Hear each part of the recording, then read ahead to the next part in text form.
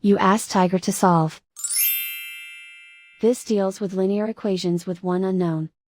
The final result is b equals 2. Let's solve it step by step. Group all x terms on the left side of the equation. Add 3b to both sides.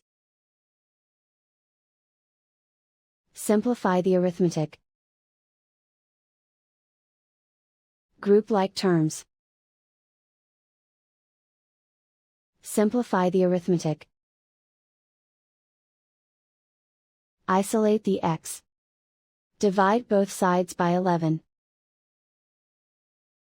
Simplify the fraction.